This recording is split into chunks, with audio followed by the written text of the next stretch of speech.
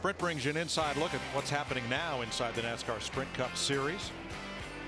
Biggest mover in this race, up 29 positions. That's Brad Keselowski. And Greg Biffle, who's come from 25th to 2nd right now, would be the point leader. For more NASCAR stats, in-car audio, and live race radio, check out NASCAR Sprint Cup Mobile at sprint.com/speed. 190 laps complete, 310 to go, and we've settled into the conveyor belt mode. Although several drivers, including Jeff Gordon, keep trying to widen the conveyor belt and are just about out of racetrack. Well, they're looking for something. Their car's gone off where they were running, like down around the bottom pretty much. Now they're just moving up high and trying to find a little grip up next to the wall. These guys here are just... Well, their spotters or crew chief are telling them leader on the same straightaway. So desperation's setting in. And like I told you a while ago, the worst thing you hate to hear is don't let that guy hold you up. Now you see that Montoya's 42 is only about 2 seconds behind that pack, trying to put them a lap down. And a coming.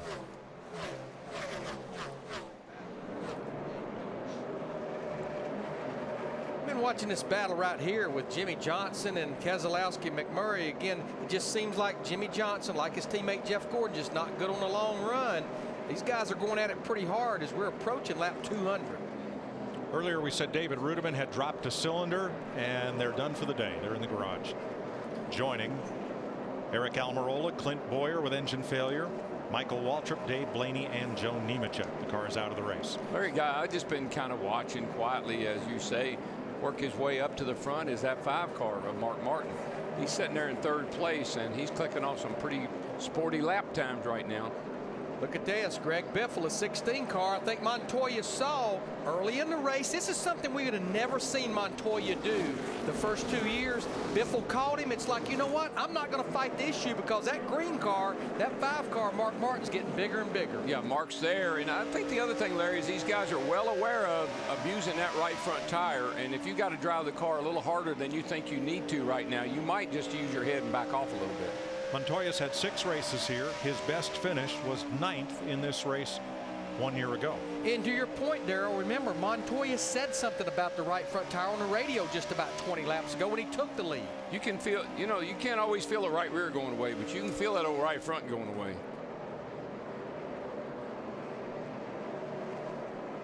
Fourth place, Marcus Ambrose has caught Kurt Busch as they work past the lap car of David Stremme.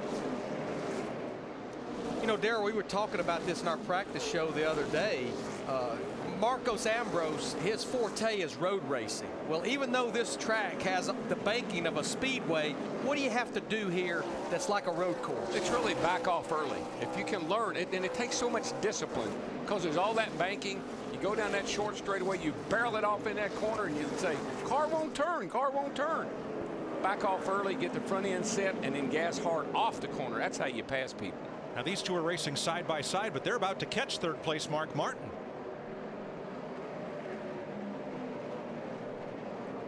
I tell you, Mark is getting it on right now. I tell you, you got to watch old Mark Martin when he's this good this early. Let's see how he looks in the car, Larry. Man, look at those hands. Cranking that baby. And look at his face. Man, that's a lot of work right there. You don't think this place is physically and mentally demanding? Martin moves past Denny Hamlin, who is 1 lap down. Matt? Great shot. You can see Mark Martin using that elbow pad and the Arkansas grip, as he calls it, but he still can't get out of the back of his mind the tire issue that some other teams have been experiencing. Car in the wall, back straightaway, Casey Kane. That may very well be a tire. We've been out there for quite a while. Caution is out. Caution's out, caution's out. Got an opening coming here. Steve?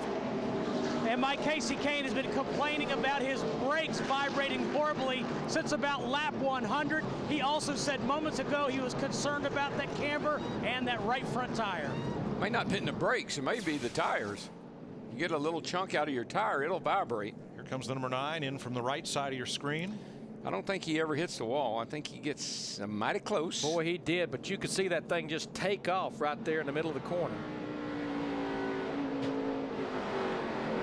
It was the best place it could be, right in the middle of the corner, and he hadn't gotten back to the throttle yet, so that really worked out well for him.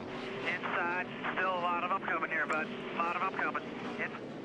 It works out better for Denny Hamlin, being the first car one lap down. Hamlin will get the free pass.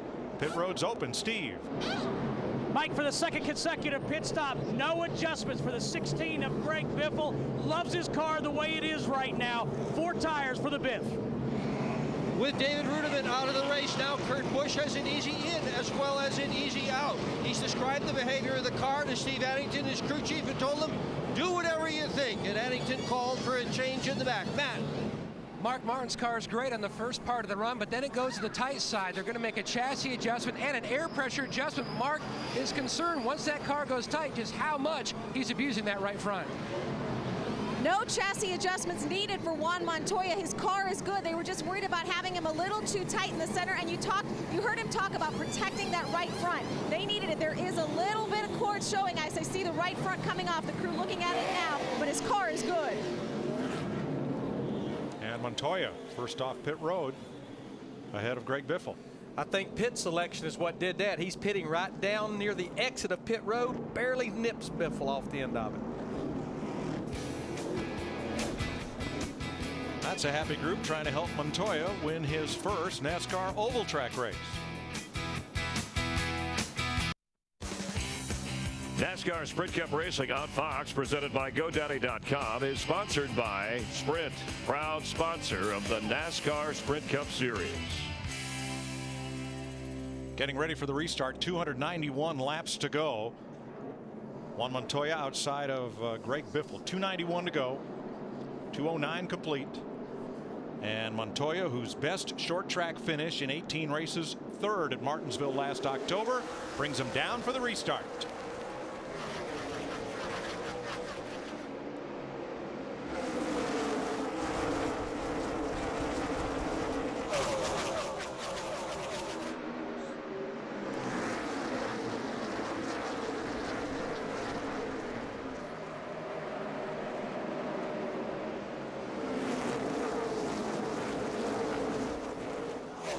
Oh, boy. Kurt Busch hanging tough on the outside. Montoya the leader. Biffle now moves up to the high groove. Then Keselowski and Mark Martin. Mark has 2 wins here. He finished 6th and 2nd last year. Last August, Mark Martin led half the race. Yeah, well, the 2 cars a little quicker than Montoya, but just right in his way, and he dropped to the bottom and tried to go around the bottom. Here comes the Biff. Kasey Kahne in the wall, turn 2. Bounces off it, keeps going. I believe he'll stay green. You're all clear there, all clear. Again, looked like a right front. Yeah, because we definitely got confirmation that's what happened to that car that brought that last caution. Racetrack's clean, and right now we stay green as we got Greg Biffle fighting on the high side. He'll take the lead from Montoya. The 9 car, I didn't see a tire down on it. On this time here. Yeah, on the right side, it looked up. So Kahne makes it to pit road as the battle's now for second. Kurt Busch underneath Montoya. Steve, how about Kasey Kahne? Mike, right side tires for the 9 of Kasey Kahne. Little indecision. They are going to go ahead and put 4 tires on for Kahne. But again, he's been complaining about brakes vibrating. And we took a look at the tire that came off the right front a while ago, and it was corded. Boy, look at them. We're 2 by 2 up there at the front. We got a couple of new players in the top 10 too. Jeff Burton in the 31 and Dale Earnhardt Jr. He's moved into the top 10 in that 88 car. Kurt Busch fighting for the lead. There's an old short track saying 4 cars under a blanket. This is 6 cars under a blanket fighting for the lead. Those red cars look fast. 42 and that 12. I can't believe Keselowski is just really, really hooked up right now, getting around Jimmy Johnson. Jeff Burton coming into the picture. I believe that's the first time Burton's been up in the top 8 today.